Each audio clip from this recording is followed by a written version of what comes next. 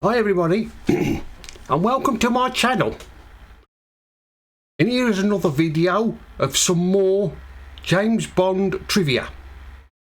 This time it's Live and Let Die trivia, and of course this is the time of Roger Moore, when Roger Moore took over the role from Sean Connery after, of course, the disaster of George Lazenby as James Bond.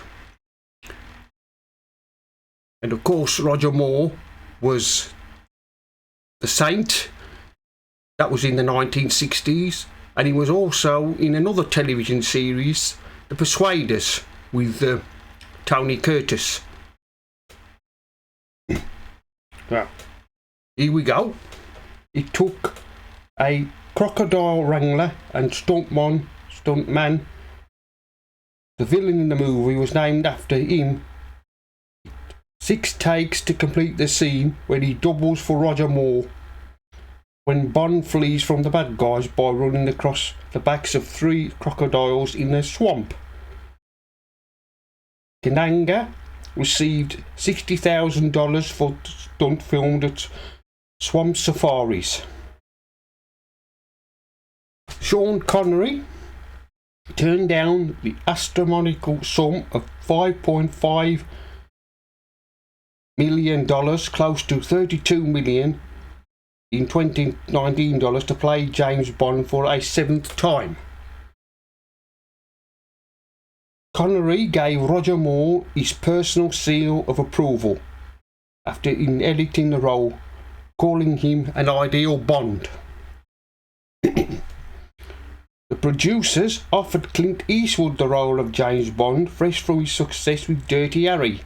He was flattered but declined, saying Bond should be portrayed by an English actor. I couldn't really see an American actor playing the part of James Bond. He wouldn't have really worked or been well received. Roger Moore was 45 when he made his debut as 007, making him the oldest actor to portray the iconic character. The youngest was George Lazenby, who was 29. The producers made a conscious decision to make Roger Moore Bond significantly different from Sean Connery in this film. Bond never orders a vodka martini but drinks bourbon whiskey. The mission briefing occurs in his flat, not the office, but only for the second Bond apartment is featured in the movie as an appearance in Dr. No. The boat chase through the bayous was originally written in the script as just seen 156. The most terrific boat chase you ever seen. Bond's speedboat jumps into the Guinness Book of World Records for a distance 110 feet. A record for that stands for 3 years. Clifford James' reaction to the scene was kept in the final print. Bond's stunt boat used to make the eye jump over Sheriff Pepper's car. Only James Bond movie with Roger Moore in which Felix Leiter, David Edison, who played Felix, played the role again in License to Kill. Roger Moore suffered an injury during the boat chase. The engine cut out, and the momentum carried it into a boathouse. He cracked some of his front teeth and twisted his knee.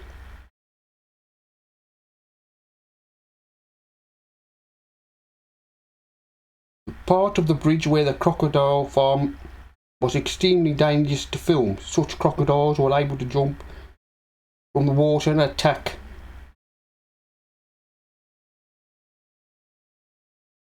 The magnetic wristwatch was Roger Moore's personal favourite. According to Paul McCartney, after director George Amold heard the song, he And it's recently said, yeah, that's a good for a demo, but when are you going to do the real record?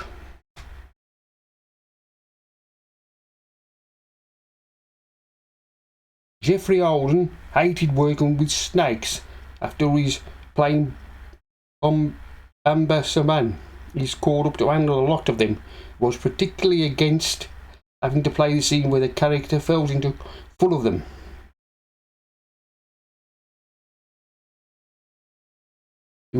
However, he was obliged to perform the scene without raising too much of a complaint because Princess Alexandra was visiting the set on the day the scene was being filmed,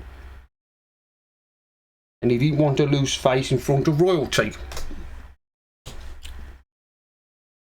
The first Bond film in which 007 has a liaison with a black woman.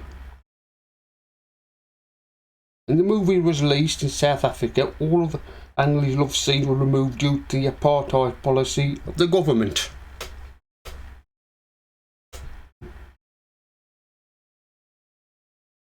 Madeline Smith, Miss Caruso, additionally organist of her bedroom scene was created by Roger Moore's overprotective wife, who was on the set during filming. In order to establish the effect of Bond under Miss Caruso's blue dress with a magnetic watch, a thin wire was attached to the zip from the watch. According to Roger Moore, Catano was difficult to work with, however, denied and maintained, although he'd been courteous to everyone in the movie. Early in production, Roger Moore was hospitalised with kidney stones. The first Bond movie to be set on in a fictional country.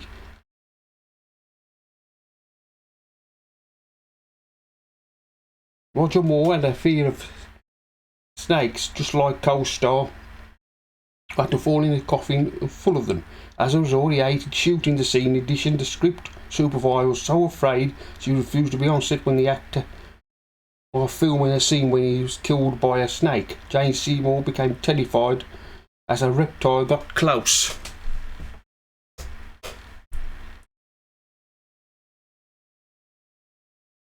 Roger Moore wrote a production diary during filming, which was simply titled Roger Moore as James Bond, Live and Let Die 1973.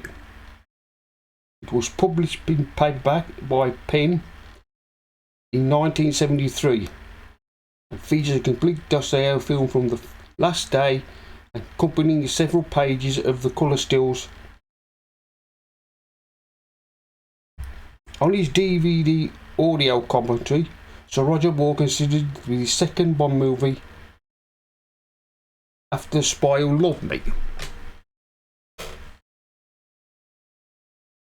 Screenwriter Tom Malkovich dabbled with tarot cards to fill himself with the art. He took them to a party and performed tarot readings on the guests. At the party, Michael Caine and his then girlfriend attended. He used the tarot card to predict who the two would be married.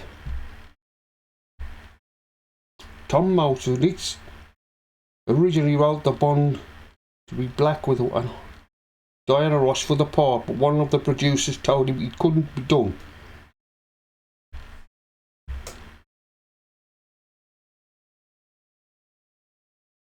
Paul McCartney's iconic theme song for the movie wasn't used, and McCartney submitted the song. Producer Hayes Salzman said he liked it, but he wanted the song to be someone else, preferably a black female artist. McCartney told producers he only sell the song for the film if he and his band were allowed to perform in the film.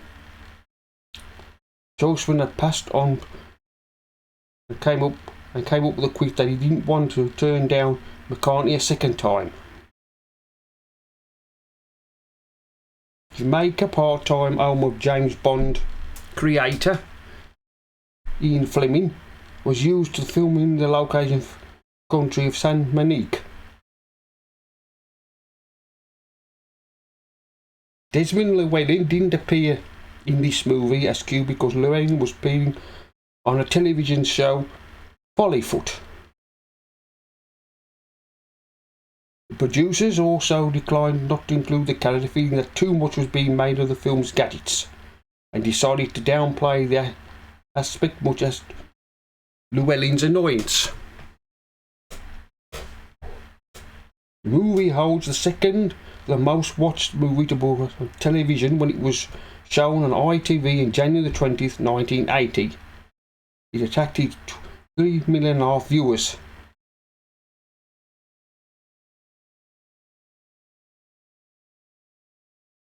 When 007's hand is in a chair by T.E., Roger Moore's quip Butterhook was improvised.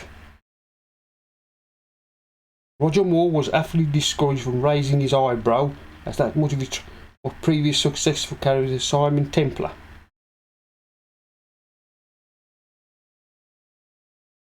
According to Roger Moore in his autobiography, his relationship with producer James were making this movie, whereas previously he had good friends. Now there were employee. David Edison, Moore's hotel, Silverman had moved. Moore also noticed with producer was becoming strained.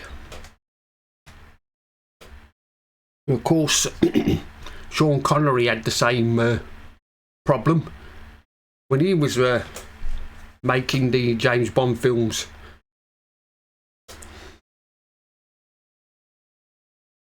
Roger Moore wrote in his autobiography that he played a prank on Jane Seymour during lunch. She had a bit of asking beef, press, pasta ketchup, then the salt. In another scene, reportedly one day Moore and the rest of who got up and left was sat down, causing her to burst into tears, causing Moore to regret the joke.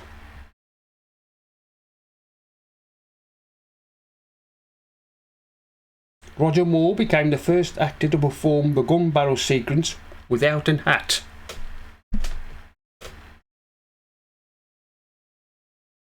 This is the first time in a Bond series that the rock song used of main titles. Paul McCartney and Linda McCartney sang charted in the US on this July 1973, and it peaked at number top spot. He stayed for 3 weeks in the UK, debuted on July the 9th, 19th, and went to number 9. McCartney paid for the orchestra and used the song from his own pocket. In Ian Fleming's base of the Bond girl Solitaire, named on Jamaica Solitaire, Bond's apartment is shown for the second time in the franchise. Although the first which Q does not appear, the book was actually the first in the series to make reference to Q Branch.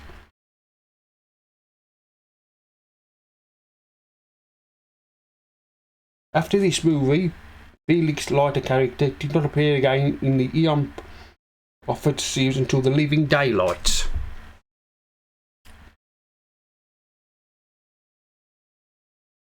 Jane Seymour arrived on set with a note from Richard Attenborough.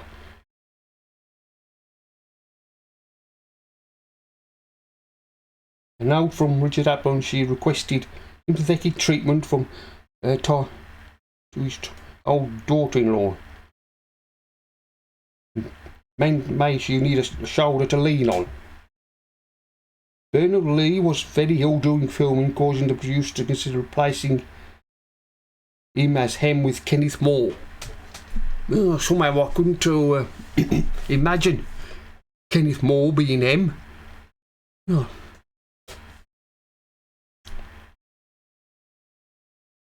The character of Quarrel Jr. is a direct reference to the first Bond movie, Dr. No. It was Roger Moore's idea for Ron Ananga to wear crocodile shoes for a big stunt.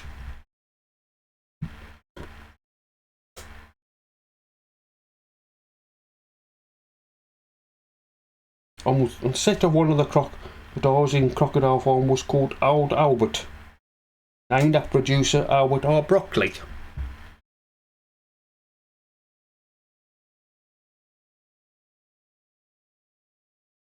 This is the only James Bond movie to have a supernatural theme. Whilst filming Diamonds Are Forever in 1971, that was chosen next up because thought it was daring to use black villains, as the Black Panthers and other racial movements were active during this era. This was inclusive with the box of success of the movies like Shaft, Superfly and Across 110th Street.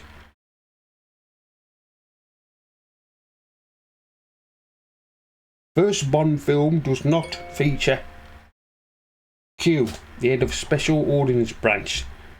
The character appeared in Doctor No in 1962, but under his real name as Major Boothroyd. He wasn't played by Desmond Llewellyn in that movie either. Fans demanded Llewellyn's return, and he appeared in 11 more Bond movies from 1974 to 1999.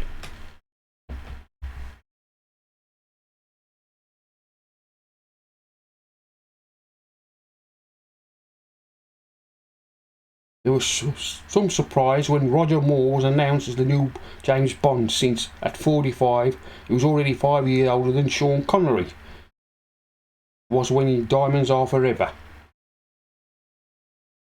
During the scenes in New York early on in the film, you can catch a glimpse of the World Trade Center. The top floors are still being fitted with cladding.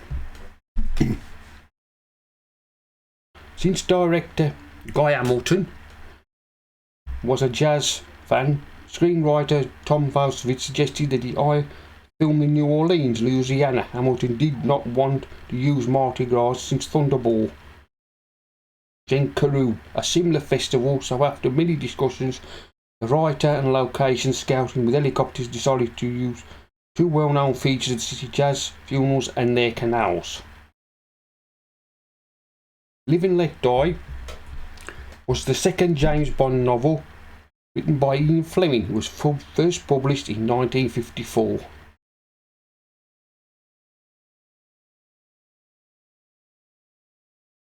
"26 boats were built by boat company for this movie. 17 were destroyed during rehearsals.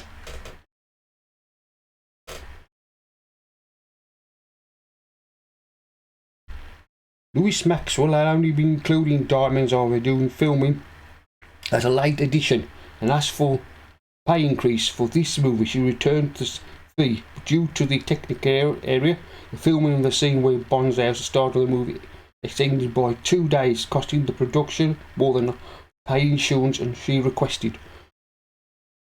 Roger Moore later wrote Maxwell celebrated his double pay day by posing in a fair coat.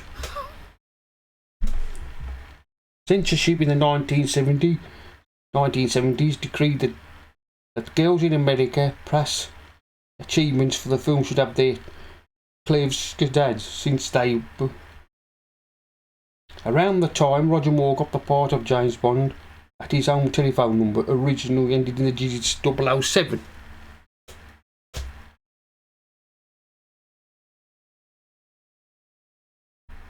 The 9th James Bond movie and the 8th in the official film franchise. First James Bond movie, Roger Moore as James Bond.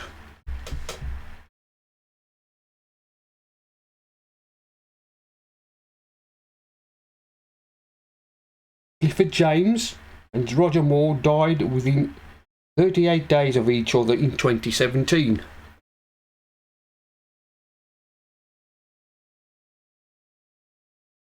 A running theme of the official trailers was whoever one was introduced, the trailers for the first used from the first movie. Music from His Majesty's Secret Service in 1960 were the trailers for this movie, and the music from this most notably George Martin's arrangement of the James Bond theme.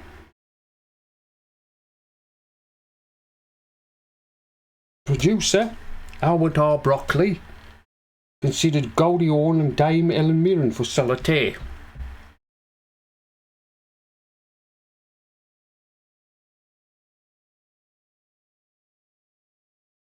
This marks the second of the 3 times in the franchise the opening sequence didn't feature James Bond. From Russia with Love, being the first, and it features an agent impersonating Bond and the man with the golden gun being the third. This was the first James Bond movie that was seen by Daniel Craig, the sixth actor to play Bond in an official series.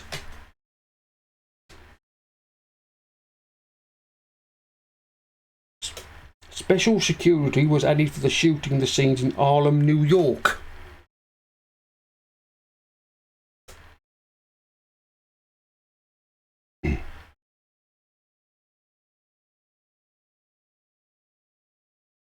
When Dr. Kananga says to Solitaire there's growing signs of impatience of disturb me, even then he did with them before you.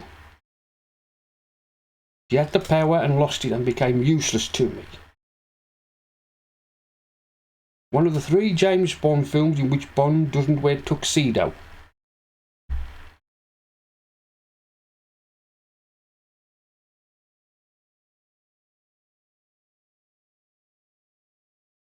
The title song by Paul McCartney and Linda McCartney was the first song from an Eon production James Bond movie to be nominated for an Academy Award.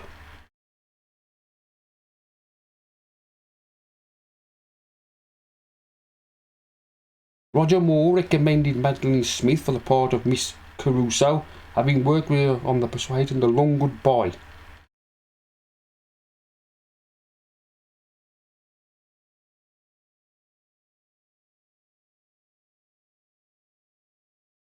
Clifford James played a similar character to J.W. Pepper in another famous franchise.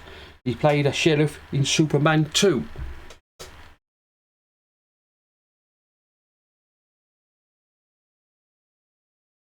The novel had Mr. Big ready to topple the world's monetary system by flooding the gold market.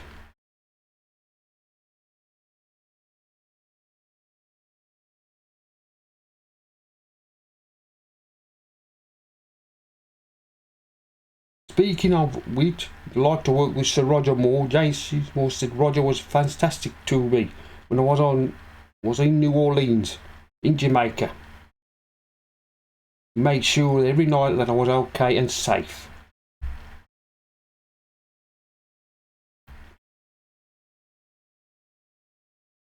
This was the first 007 score not to involve John Barry. Former Beatles producer George Martin did his job instead.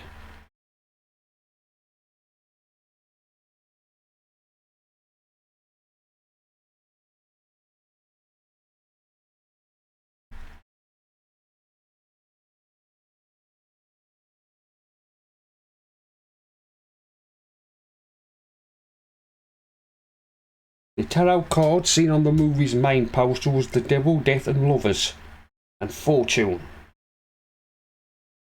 Gail Honeycutt was signed to play Solitaire but pulled out when she became pregnant.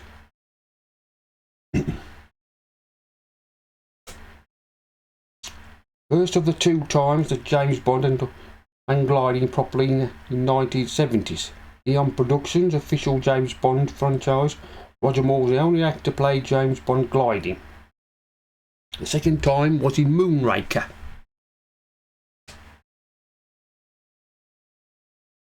This is the only 2 films where Bond's not seen before the opening titles. This movie is not Roger Moore's first time playing James Bond. He played James Bond once before in a short-lived comedy sketch.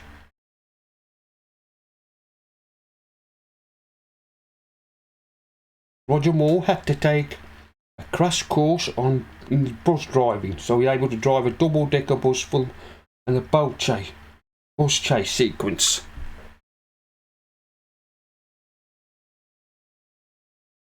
In the beginning of the movie, when Bond is being driven to meet with Felix, all of the cars on the road are GM automobiles.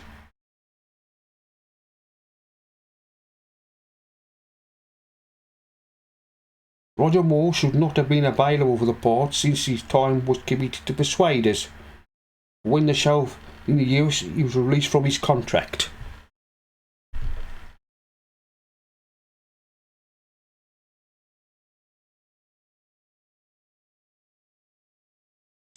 The main title song, Live and Let Die, by Sir Paul McCartney and Linda, twice by other artists. First was by Guns N' Roses.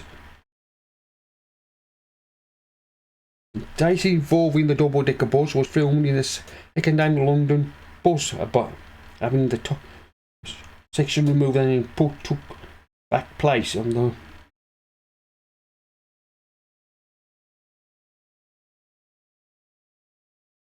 In addition to Quarrel, the character of Strangways was originally introduced in the novel of Live and Let Die.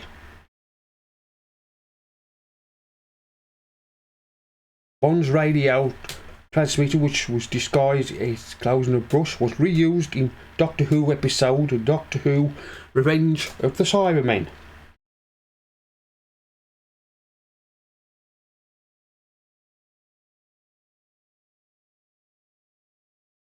During the car and boat chase in Louisiana, the road on which they travelled was newly introduced to yellow and road stripping, although there's still plenty of the time to see you in late 1971.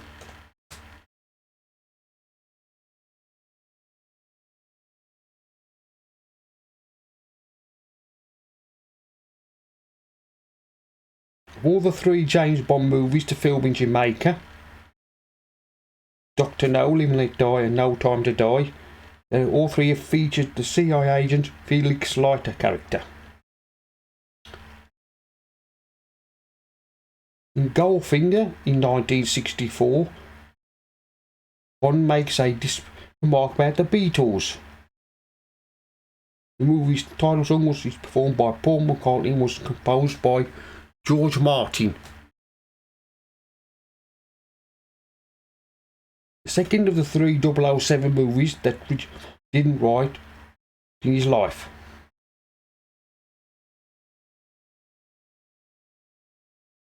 A total of over 54 cars were used and mostly destroyed for the film.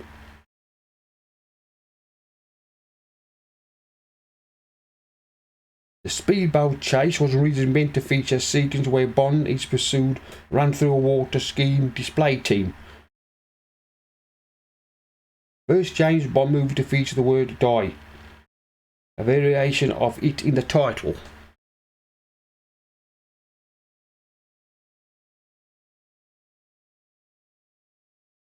David Edison appeared with Roger Moore in A Saint. In the end, a woman looking for a flat, she found a flat and has the key.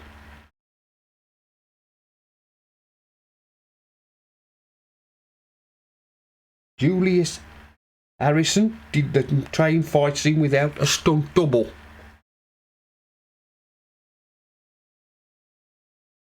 Richard Mulbane later claimed he was asked to write this movie but declined because he was too busy. He disliked the horror movie, saying to produce drugs in the middle of a jungle is not a Bond caper.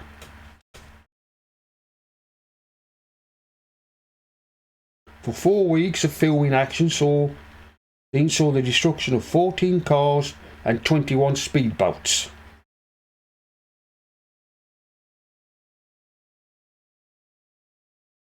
Jane Seymour was cast after producer Howard R. Broccoli saw her in the Old Eden line. The first James Bond movie features Jamaica as a major filming location. 5 of the original James Bond novels and short stories written by Fleming at the GoldenEye estate in this visited Jamaica as a setting. They were in all the novel Live and Die, Dr. No, and a short story For Your Eyes Only.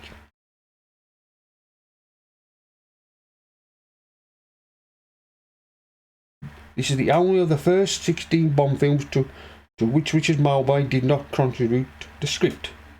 At the end of the boat chase, when Bond pulls up the dock where Leiter is waiting, in the background you can see a white with sailors just written on it. This is the first Bond movie starring Roger Moore as James Bond.